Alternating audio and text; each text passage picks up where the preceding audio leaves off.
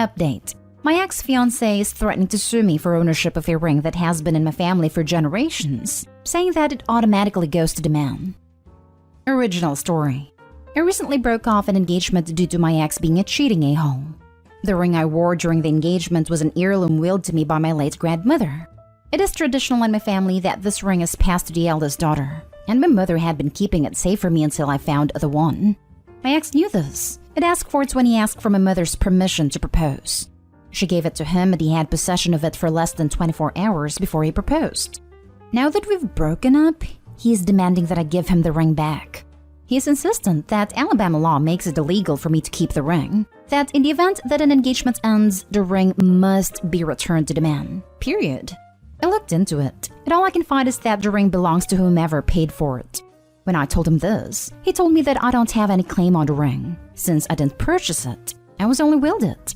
And that the fact that it was willed to me is irrelevant, since my mother gave it to him.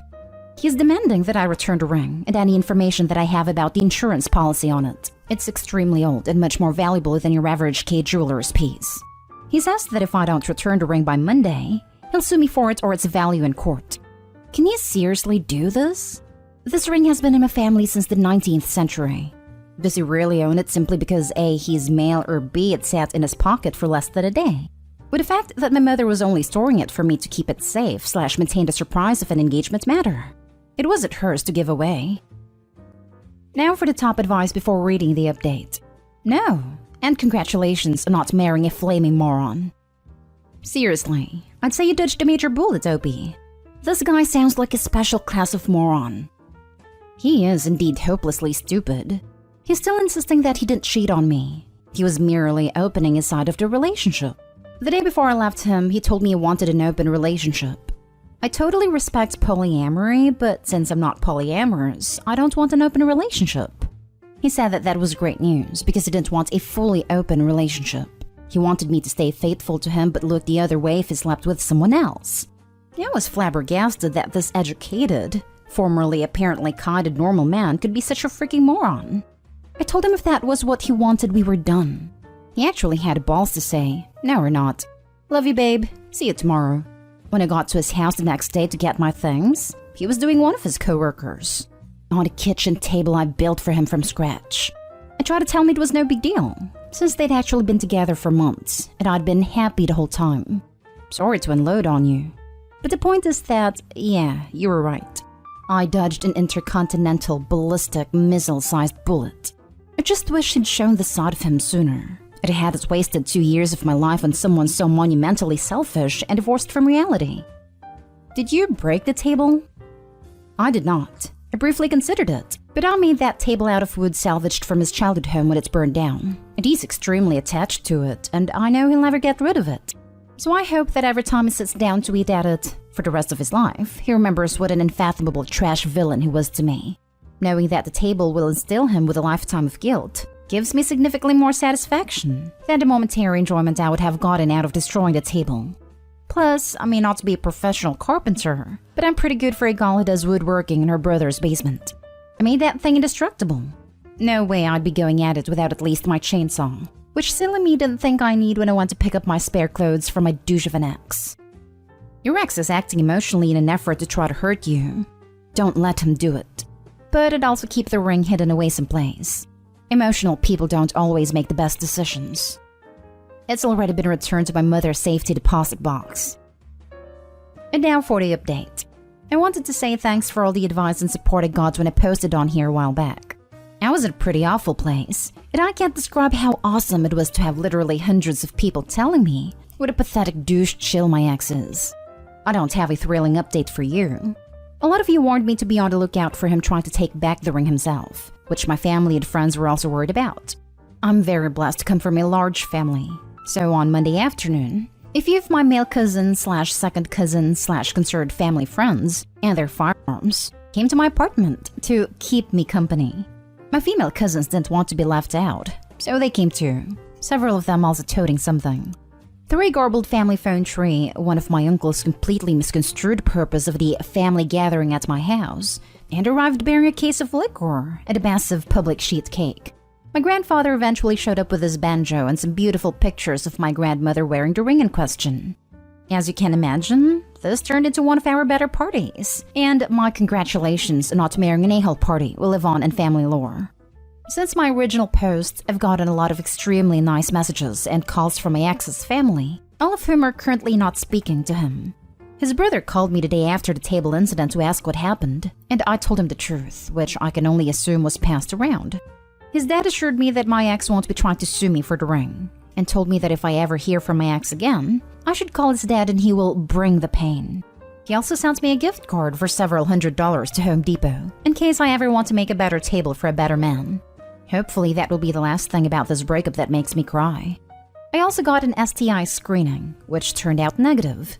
My gyno said that everything looked perfect, absolutely pristine. So I may not be getting married in 3 months, but at least I have pristine genitalia. $10 says the uncle didn't misconstrue anything, and his action was 100% a plan. If something had gone down with the ex, nothing like a sheet cake to prove that it was a regular family gathering and not a premeditated lynch mob. He also sent me a gift card for several $100s to Home Depot, in case I ever want to make a better table for a better man. Holy cow. I don't think there was enough burn cream at Hemisphere for that one. That man is not happy with his son. No, he surely is not. Obviously, my ex can rot in whichever circle of hell is designated for people like him.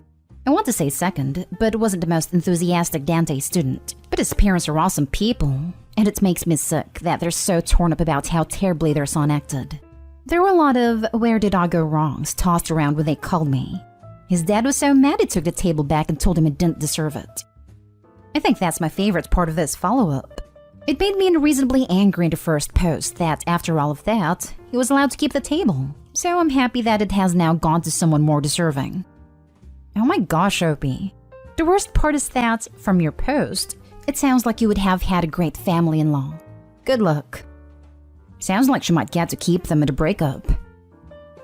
Now for the last story. Update. Am I the a-hole for refusing to accept a present my fiancé's mother wanted to give me? Original story. My 36 female fiancé, David, 34 male, and I have been together for about 6 years now. His family is very wealthy. Although I'm very successful and a high earner, my fiancé works for his family's business and makes more than I do. I never wanted to be perceived to as a gold digger, which is why I try to keep my expenses strictly separate from his. I pay for my half of everything. If he ever gives me a gift, I make sure I get him something of equal value. David has often insisted on treating me, but I always refuse.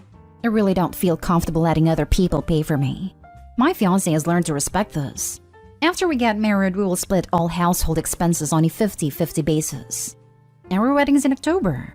His parents insisted on paying for a grand wedding for us, but David and I convinced them that we'd rather pay for it ourselves.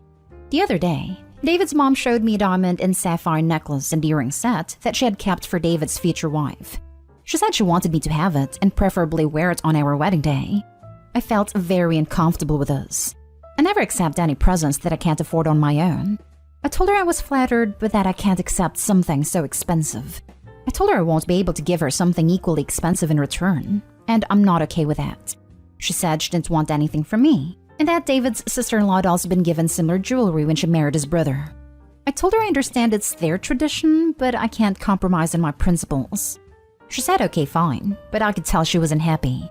Later on, David told me I should have just accepted the jewelry because it would make his mom happy, and because I'm part of the family now.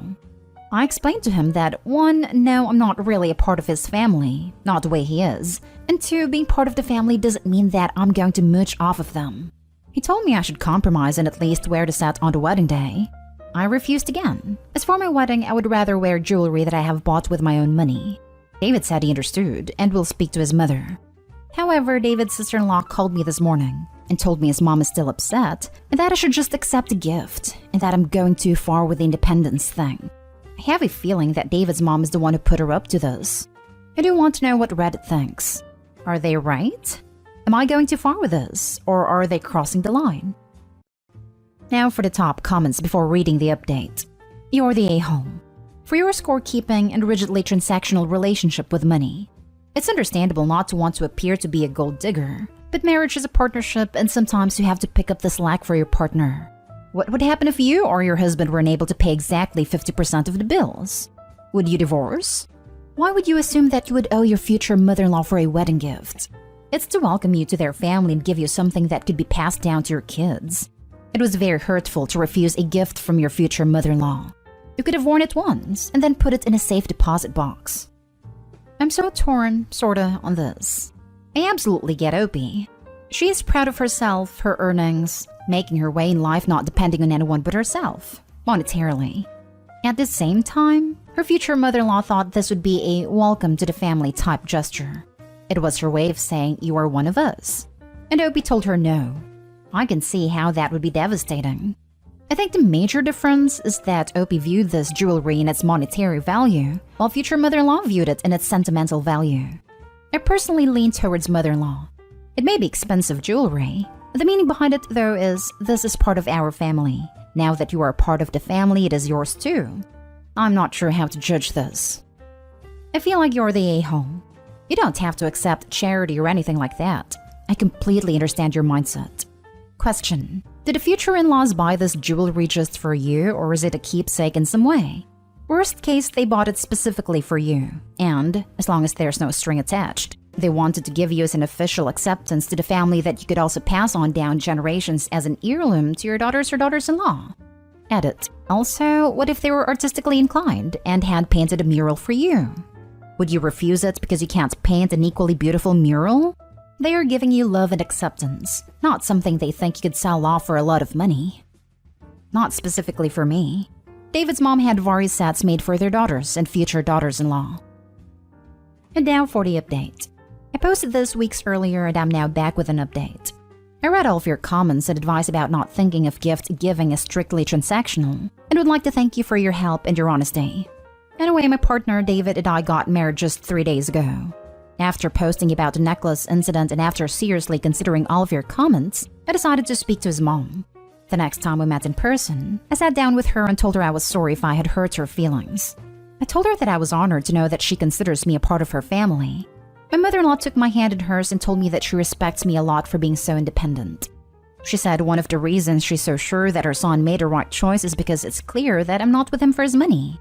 She said she was proud of me for all that I've accomplished and the hardships I've had to overcome.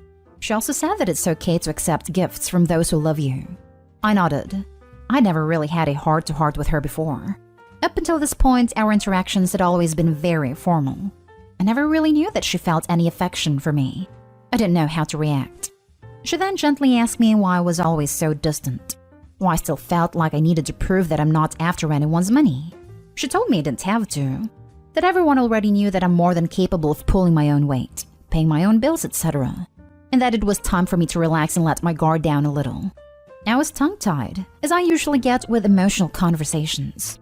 I thought about telling her all about my childhood, my traumas, etc., etc., etc., but I didn't, as I did not want to burden her.